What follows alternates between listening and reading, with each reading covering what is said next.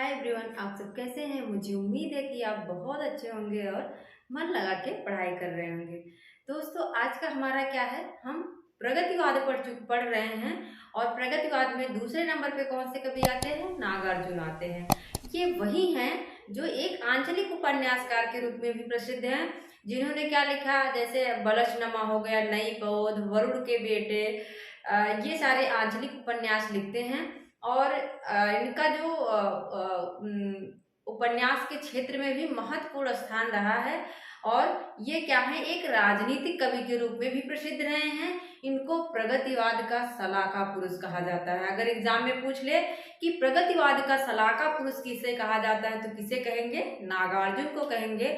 और यही क्या है, इनका पूछा जाता है इनका उपनाम क्या है, तो इनका जो मूल नाम अगर पूछे तो क्या है? वैद्यनाथ मिश्र है। इनका क्या नाम है? वैद्यनाथ मिश्र है। नागार्जुन इनकी क्या थी? उपाधि थी, मतलब एक उपनाम था। लेकिन मूल नाम क्या था? शुरुआती जो नाम था वो वैद्यनाथ मिश्र था। इनको बाबा भी कहा जाता है, ठक्कन मिश्र भी कहा जाता है। और ये यात्री नाम से भी मैथिली और संस्कृत में भी रचनाएं किया करते थे। और ये क्या करते हैं कि जो प्रगतिवाद में स्थिति थी श्रमिकों की, शोषितों की, उस समय उन्हें क्या महसूस हो रहा था, उनकी क्या स्थिति थी, उनके बारे में लिखा करते थे।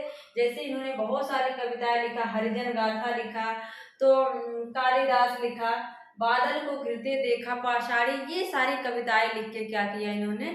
शोषित लोग जो थे, शोषक मतलब जो गरीब लोगों का, निम्न वर्ग का शोषण कर रहा था, वही क्या है? शोषक है। लेकिन जो उसका शिकार हो रहा था, निम्न वर्ग था, उसे क्या कहा जाता है? शोषित कहा जाता है। तो ये क्या कर रहे थे? शोषक जो थे उनका विरोध कर रहे थे उसमें।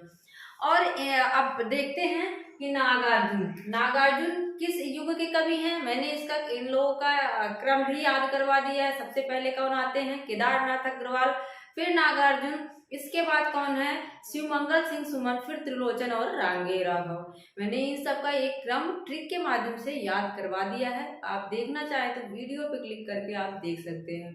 अब हम पढ़ते हैं नागार्जुन का जन्म और मृत्यु। नागार्जुन का जन्म कब हुआ था? 1911 और 1998 में। यहाँ से भी पूछा जाता है। एक बार पूछा गया था, मैंने इसके पहले वाले वीडियो में भी बताया कि पूछा गया था 1911 में कौन से कवि का जन्म नहीं हुआ था।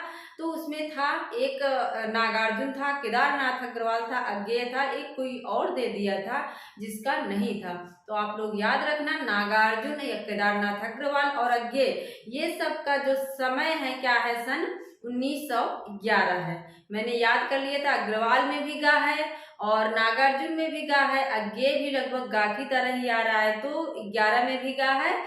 तो तीनों लोग क्या हो जाएंगे? 1911 हो जाएंगे। अब देखते हैं ना, कहाँ हुआ था जन्म? तरौनी दरभंगा जिले में। कहाँ हुआ था?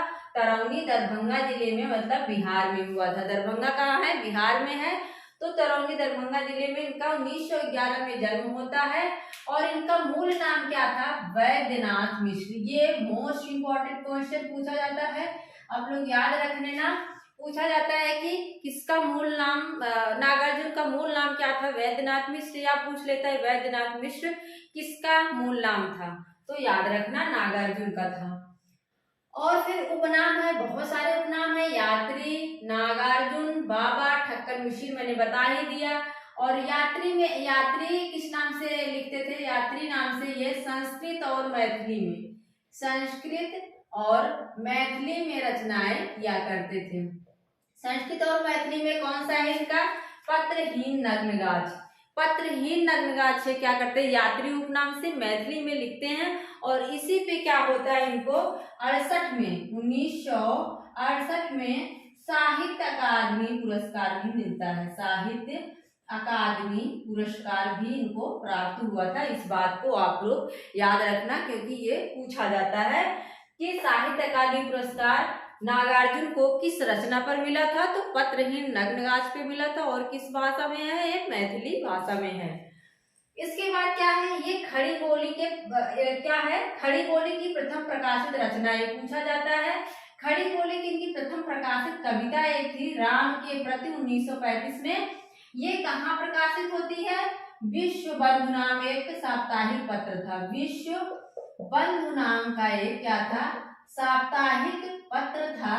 उसी में ये साप्ताहिक उसी में प्रकाशित होती है। और कहाँ से प्रकाशित हुआ था ये, लाहौर से प्रकाशित होती थी। ये पत्रिका कहाँ से प्रकाशित होती थी, लाहौर से। राम के प्रति इनकी प्रथम खड़ी बोली की रचना है, प्रथम कविता है। और 1935 में विश्व बंधु नामक साप्ताहिक पत्र में ये लाहौर से प्रकाशित होती है। इस बात को याद रखना। अब देखते हैं, अगर यहाँ भी आपको ट्रिक करना है तो कर सकते हैं। राम के प्रति अगर पूछे, राम के प्रति कविता जो है वो किस पत्रिका में संपादित हुई थी, सरस्वती दे दे या फिर माधुरी दे दे, विश्व बंधु दे दे, तो राम के प्रति, राम के हमारा कैसा व्यवहार रहता है, विश्व बंधुत्व वाला रहता है ना। राम सबके साथ कैसा व्यवहार करते हैं, बंधु विश्व बंधु जैसा व्यवहार करते हैं। तो वही विश्व बंधु में राम के प्रति नामक कविता प्रकाशित हुई थी, याद रखना।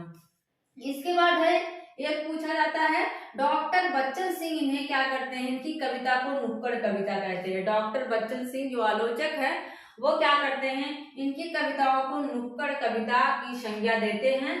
और नागार्जुन को प्रगतिवाद का सलाका पुरुष कहा जाता है। नागार्जुन को प्रगतिवाद का सलाका पुरुष भी कहा जाता है। सलाका पुरुष का मतलब मुझे लगता है जैसे अज्ञेय को प्रयोगवाद का सलाका पुरुष कहा जाता है, वैसे ही नागार्जुन को भी क्या कहा जाता है, प्रगतिवाद का सलाका पुरुष। सलाका पुरुष का मतलब जो प्रसिद्ध हो, जो प्रगतिवाद में फेमस हो, प्रगतिवाद का मुख्य जो है या प्रयोगवाद का मुख्य लेखक जो है, वही क्या हो जाता है, सलाका पुरुष, जो एकदम सशक्त हो। इसके बाद है इनकी रचनाओं को भी हम ट्रिक के माध्यम से याद कर लेते हैं, क्योंकि हमने अग्रवाल की रचनाओं को भी ट्रिक के माध्यम से ही याद किया था। बहुत सारी रचनाएं हैं तो हमें क्या होता है, बहुत दिक्कत होती है।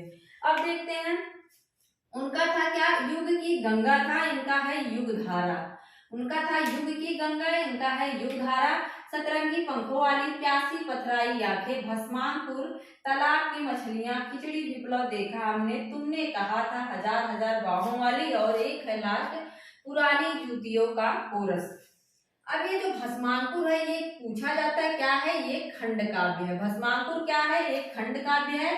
और छंद भी पूछा जाता है तो ये किसमें है, वरवय छंद में है। किस छंद में है ये, वरवय छंद में है, याद रखना आप लोग। भस्मांकुर खंड काव्य है, वरवय छंद में है। मैंने इसको याद किया था कि अगर कोई भस्म हो गया तो उसका क्या हो जाता है, खंड खंड हो जाता है। जैसे अगर कोई प्लेन क्रैश कर जाए या फिर कहीं कुछ आग लग जाती है तो क्या होता है, वो भस्म हो जाता है और उसका अंग प्रत्यंग क्या हो जाता है, खंड खंड हो जाता है। तो भस्मांकुर का अगर काव्य पूछे कैसा काव्य है तो हम कहेंगे ये खंड काव्य है। इसके बाद हम देखते हैं रचनाओं का क्या है क्रम और ट्रिक। युग धारा मैंने याद किया था, युग धारा और युग गंगा में दिक्कत होती है तो हमने याद कर लिया था केदारनाथ, मतलब शंकर की जटाओं से क्या है, युग गंगा निकलती है, युग गंगा उनका है। लेकिन धारा में कौन चलता है, जो नाग है वो क्या चलते हैं, धारा में चलते हैं। धारा के साथ ऐसे जैसे धारा बहती वैसे नाग भी चलते हैं, तो हो जाएगा युग धारा नागार्जुन का। और धारा के साथ कौन चला, सतरंगी पंखों वाली, धारा के साथ चल रही है, धारा के साथ सतरंगी पंखों वाली। और फिर उस जो पंखों वाली है उनकी कैसी आंखें हैं, प्यासी पथराई है, प्यासी पथराई आंखें हैं। और भस्मांकुर प्यासी पथराई आंखें, प्यासी पथराई जब आंखें हैं तो क्या हो जाएगा, वो भस्म हो जाएंगी। प्यासी है तो क्या हो जाएगा, भस्म हो जाएंगी, प्यास की वजह से प्यास नहीं बुझ रही है। फिर क्या होता है, हम तालाब की मछलियां हमें मिलती हैं, हमें भस्म होने वाले ही रहते हैं कि हमें क्या होता है, मछलियां मिल जाती हैं खाने के लिए, तालाब से मछलियां। लेकिन मछलियों को हम क्या करते हैं, खिचड़ी बना के खाते हैं, खिचड़ी विप्लव देखा हमने।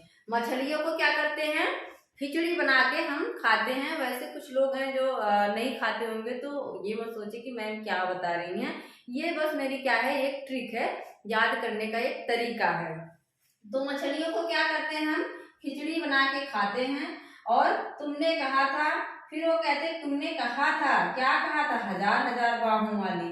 मतलब हमें हजार हजार बाहों वाली मिलेंगे, लेकिन मिला क्या? पुरानी जूती मिली, पुरानी जूतियों के कोरस। एक बार फिर से देखो कि युग धारा में कौन चल रहा है? सतरंगी पंखों वाली चल रही हैं। उसमें सतरंगी पंखों वाली जो है क्या है, उनकी आंखें प्यासी पथराई हैं, वो भस्मांकुर होने वाली रहती हैं, प्यासी हैं इसलिए भस्म होने वाली रहती है। तब तक उनको खाने के लिए मछलियां मिल जाती हैं, मछलियों का वो खिचड़ी बना लेती हैं। खिचड़ी विप्लव देखा हमने। फिर कहती हैं कि तुमने तो कहा था, तुमने कहा था, क्या कहा था? हजार हजार बाहों वाली मिलेंगी, लेकिन मिलता क्या है? पुरानी जूतियों के कोरस मिलते हैं। इस बात को आप लोग याद रख लीजिए स्टोरी बना के। अब इनकी कुछ प्रसिद्ध कविताएं भी हैं जिसे पूछा जाता है। सारी कविताओं को पूछा गया है और नेट के टेक्स्ट में भी लगी हैं इनकी कुछ कविताएं, जैसे कालिदास हो गया, बादल को घिरते देखा हमने, तो आप लोग इसको ध्यान से पढ़िए और याद कर लीजिए। बादल को घिरते देखा हमने, ये भी क्या है? नागार्जुन की कविता है। पासाड़ी सिंदूर तिलकित भाल, तुम्हारी दंतुलित मुस्कान, पांच पूत भारत माता के, कालिदास हरिजन गाथा, और अकाल और उसके बाद। अकाल और उसके बाद कालिदास है ना, कालिदास सच सच सच बतलाना, तुम रोए कि यक्ष रोया था, कालिदास सच सच बतलाना, तो ये कालिदास में है। और अकाल और उसके बाद भी है, उसमें चूल्हा रोया चूल्हा रोया चक्की रही कई दिनों तक उदास, ऐसे कुछ है, अभी याद नहीं आ रहा है। कई दिनों तक चूल्हा रोया चक्की रही उदास, कई दिनों तक कानी कुतिया सोई उसके पास, ऐसे ही है। तो ये क्या कहाँ से है? अकाल और उसके बाद। जब अकाल पड़ता है उसके बाद की क्या स्थिति होती है उसका वर्णन इन्होंने उसमें किया है। पत्रहीन नग्नगाछ मैंने बता दिया आप लोगों को, ये किस नाम से लिखते हैं? यात्री उपनाम से लिखते हैं, और इनको इसी पर साहित्य अकादमी पुरस्कार भी मिलता है। और प्रतिहिंसा ही स्थायी भाव है, इसे नागार्जुन साहित्य का मैनिफेस्टो कहा जाता है। याद रखना, इसे क्या कहा जाता है? नागार्जुन साहित्य का नागार्जुन साहित्य का मैनिफेस्टो एक मिनट, मैनिफेस्टो कहा जाता है। याद रख लेना आप लोग, ये बहुत पूछा जाता है कि नागार्जुन की किस कविता को नागार्जुन साहित्य का मैनिफेस्टो कहा जाता है। तो मैनिफेस्टो किसको? प्रतिहिंसा ही स्थायी भाव है, उसे ही क्या कहा जाता है? नागार्जुन साहित्य का मैनिफेस्टो कहा जाता है। यहाँ से जो भी नागार्जुन से तथ्य बनते हैं वो सब मैंने बता दिया है।